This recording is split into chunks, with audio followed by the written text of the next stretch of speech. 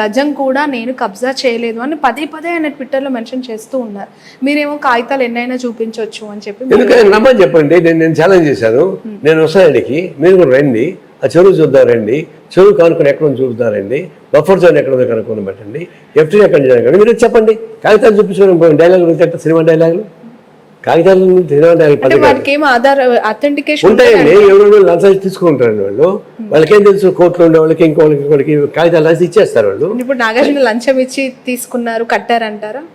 TRS government రాకముందుగా దాన్ని కూల్చేయాలని ప్రయత్నించారు.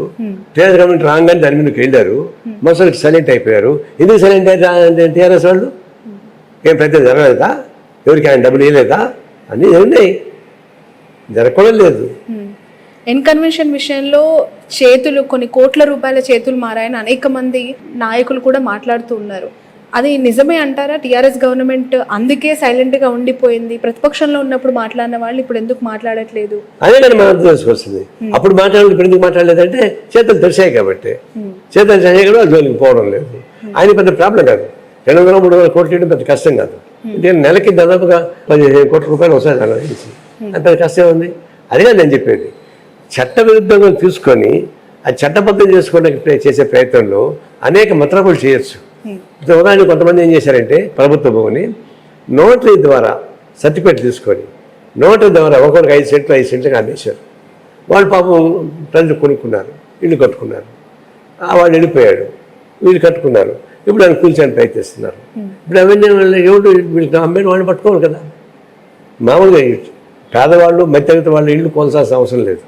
వాళ్ళకి ఎక్కడ మోసపోయారో వాళ్ళు పట్టుకోండి, లేదంటే వాళ్ళని రెగ్యులర్ చేయించండి. నేను చెప్పానంటే ఎవరైతే ప్రభుత్వ స్థలాలు ఆక్రమించి కార్పొరేట్ వ్యాపారం చేస్తున్నారో, డబ్బులు సంపాదించి ఏర్పాటు చేస్తారో వాళ్ళపై స్ట్రిక్ట్ యాక్షన్ తీసుకోవాలి.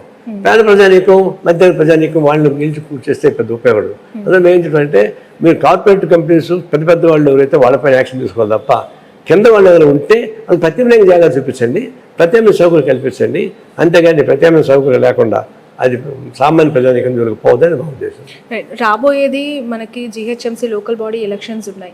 ఇలాంటి టైంలో ఈ హైడ్రా తీసుకుంటున్న ఈ చర్యల వల్ల ఎలాంటి ఎఫెక్ట్ ఉండదంటారు? అవును, కార్పొరేట్ కంపెనీస్కి నష్టం ఉంటుంది. ఎందుకంటే దాన్ని నమ్ముకొని కొన్ని వేలాది మంది, కొన్ని లక్షలాది మంది అక్కడ జీవనం చేస్తూ పరోక్షంగా ప్రత్యక్షంగా ఆధారపడిన వాళ్ళు కూడా ఉన్నారు. ఇది ప్రజలపైన దాడి కాదు, మీరు గుర్తొస్తుంది, ప్రజలపైన దాడి కాదు, అక్రమార్కులపైన దాడి. అక్రమార్కులపైన దాడి ఉన్నప్పుడు ప్రజానీకం సపోర్ట్ ఉంటుంది తప్ప వ్యతిరేకం ఉండదు.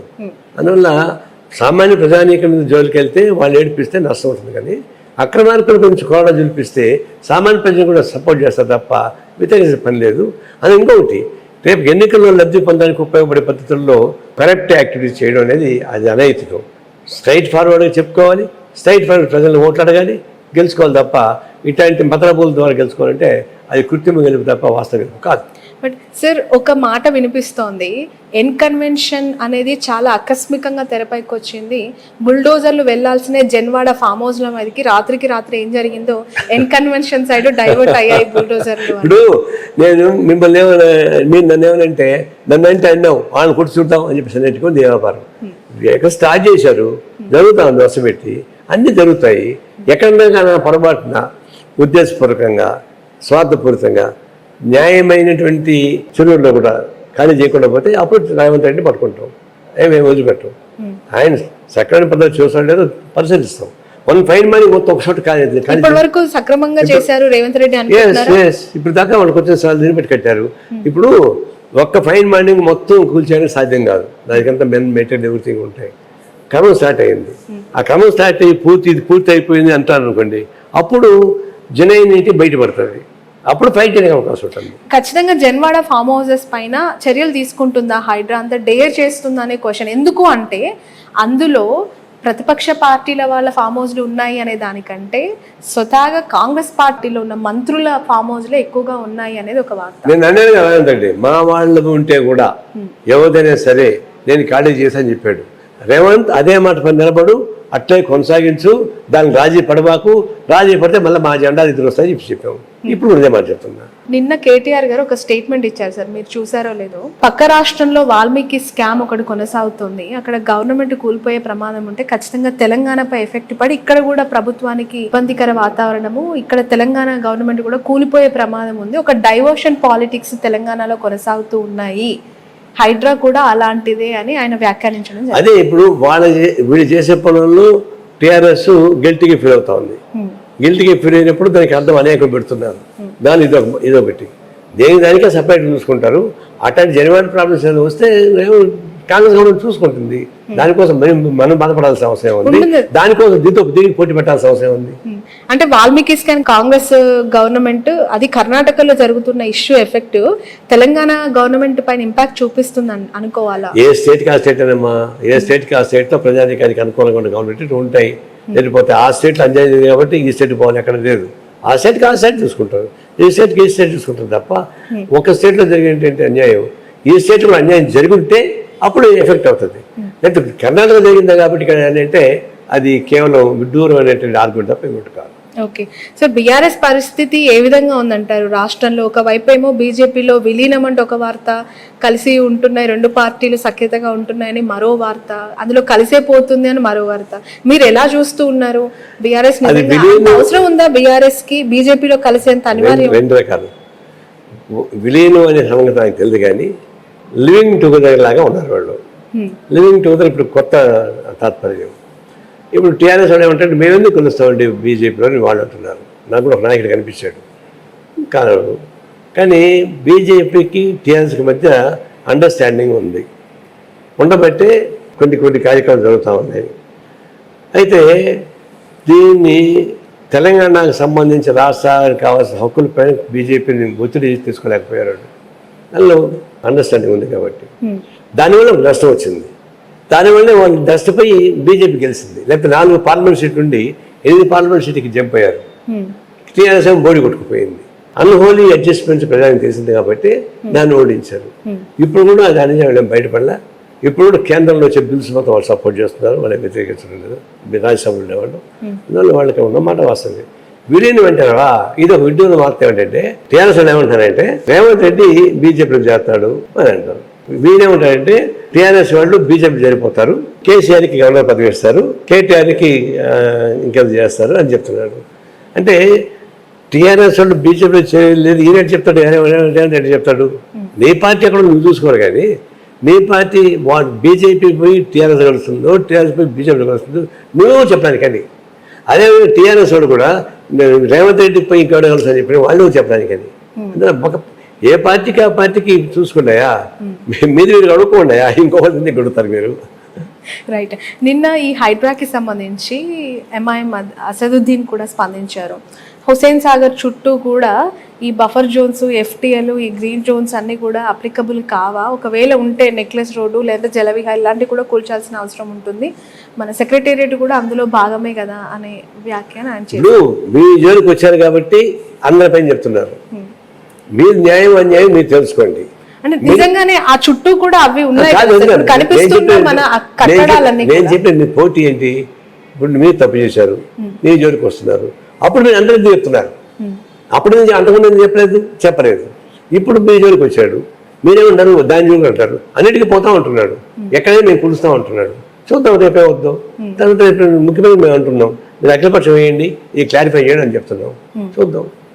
సార్, మీరు ఎన్డీ కూటమిలో ఉన్న పార్టీ నేతగా నేను అడుగుతున్నాను, కాంగ్రెస్ చేస్తున్న పనులు ఎక్కడో స్లైట్లీ బ్రాడ్గా ఆలోచిస్తే మీకు అనిపిస్తూ ఉందా ఏదో కొంచెం ప్రతీకార చర్య, పని కట్టుకొని ఆ పార్టీకి ఇబ్బంది కలిగించిన నాయకులు లేదంటే ఆహ్వానిస్తే రాని నాయకుల వెంట పడుతూ ఉన్నట్టుగా?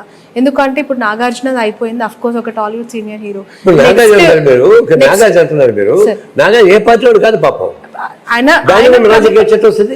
ఆయన ఒక ప్రముఖ హీరో, అది పక్కన పెడితే కూల్చాల్సిన ఇంకా అక్రమ కట్టడాల లిస్ట్ ఉంది అని చెప్పి లీకులు ఇస్తూ ఉన్నారు. అందులో ఒక మల్లారెడ్డి, ఒక పల్లా రాజేశ్వర్ రెడ్డి, ఒక అసదుద్దీన్ ఓవైసీ కాలేజ్, ఇలాంటివన్నీ వినిపిస్తూ ఉన్నాయి.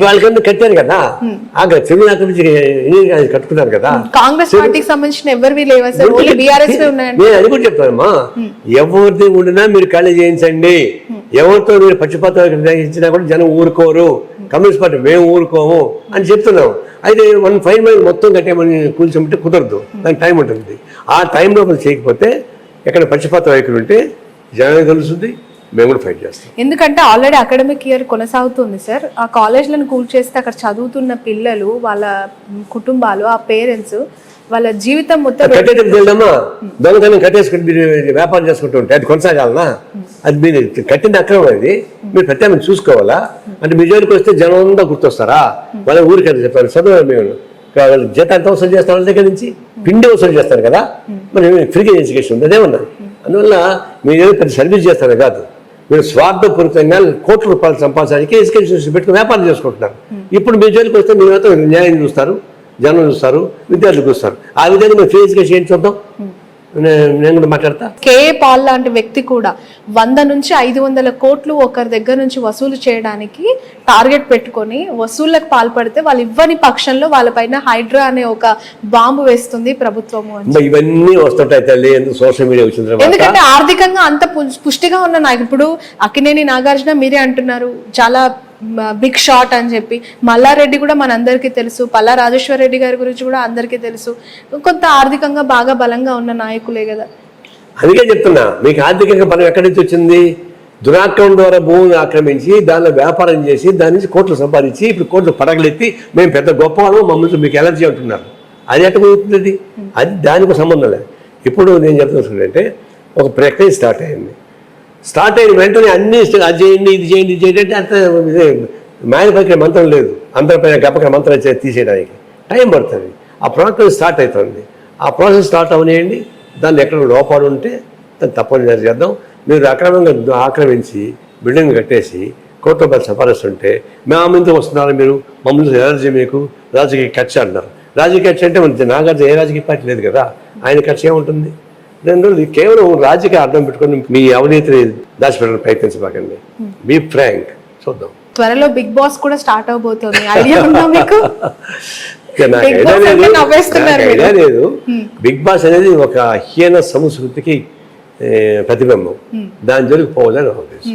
బట్ ఇప్పుడు 3-4 రోజుల్లో షో మళ్ళీ స్టార్ట్. నాగార్జున గారిని తప్పించాలి అని బాబు డిమాండ్ చేస్తున్నారు. నాగార్జున కాబట్టి ఎవరు వచ్చినా కూడా మేము అదే మాట్లాడతాం.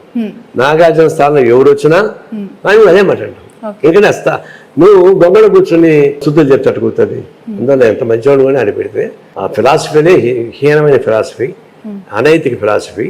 దాని జోలికి పోబాకండి, సమాజానికి చెడు సంఖ్య తెలుస్తాయి అని చెప్పి చెప్తున్నావు. నాగాన్ని తప్పించి ఇంకోటి పెట్టా కూడా. Sun, celebrating 20 years of excellence in education. Come join us.